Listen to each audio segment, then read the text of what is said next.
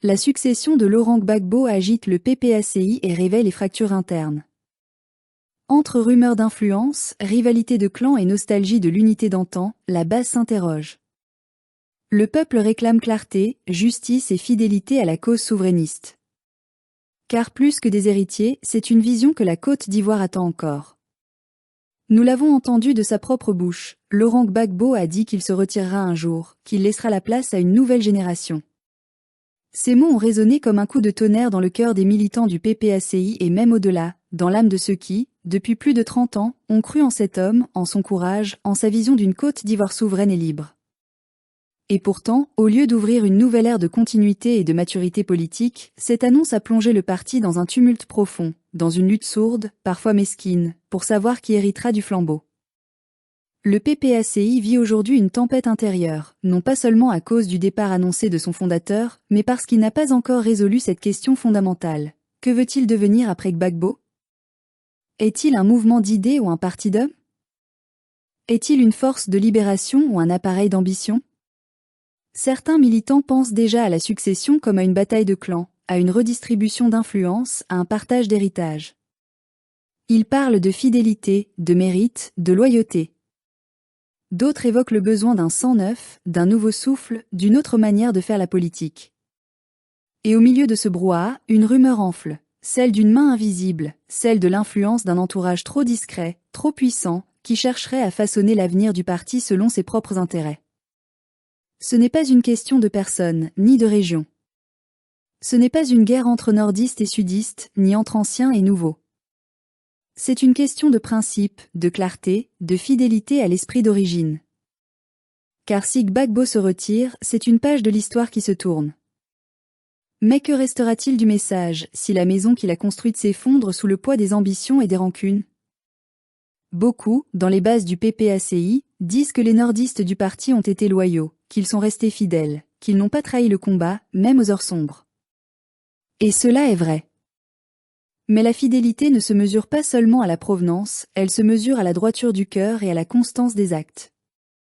La Côte d'Ivoire n'a pas besoin d'un chef choisi selon son ethnie, mais selon sa capacité à servir, à unir, à comprendre les blessures du peuple et à continuer le combat de la souveraineté.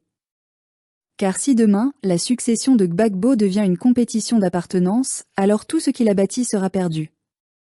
Le combat de sa vie n'était pas une affaire de clan, mais une lutte pour l'âme du pays. Et c'est cela que nous devons protéger. Mais il faut dire la vérité, le malaise est profond. Les militants sentent que quelque chose leur échappe. Les décisions semblent se prendre loin du peuple, dans des cercles fermés, opaques, où la transparence n'est plus de mise. On parle d'influence, de stratégie, de calcul d'appareil. Certains disent même que la deuxième épouse du président joue un rôle grandissant, que son ombre plane sur les nominations, sur les décisions, sur les équilibres internes.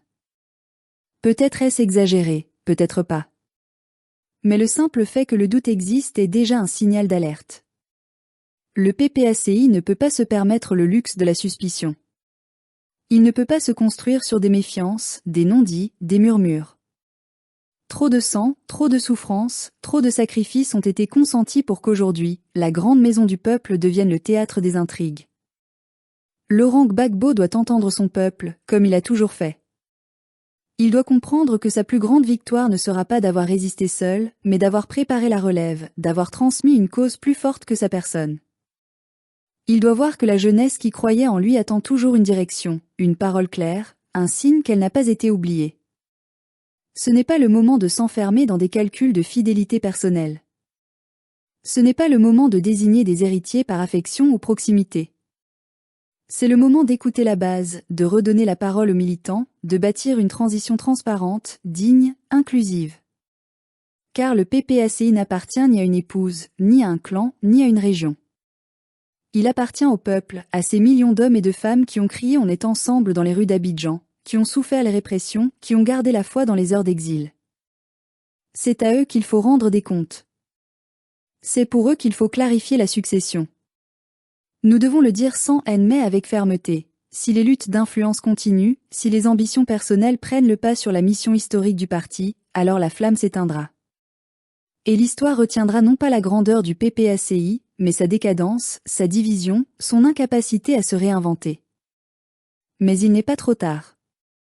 Le président Gbagbo peut encore faire le geste qui sauvera son héritage, ouvrir le parti à un véritable dialogue interne, appeler à la vérité, désamorcer les tensions, redonner le sens du collectif.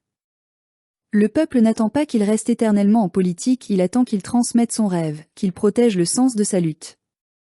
L'heure n'est pas à la succession, elle est à la refondation. Avant de penser à qui prendra la relève, pensons à ce que nous devons transmettre. La cause du peuple, la souveraineté, la dignité, la justice sociale, voilà les vraies héritières du combat de Gbagbo. Le reste, tout le reste, n'est que vanité. Et si demain, il devait vraiment se retirer, qu'il le fasse avec le courage et la clarté qui l'ont toujours défini. Qu'il parle au peuple, non pas pour désigner un nom, mais pour tracer une voie. Car ce que le peuple attend, ce n'est pas un successeur, c'est un horizon. Nous, les Ivoiriens lucides, indignés mais toujours porteurs d'espérance, croyons encore que tout n'est pas perdu.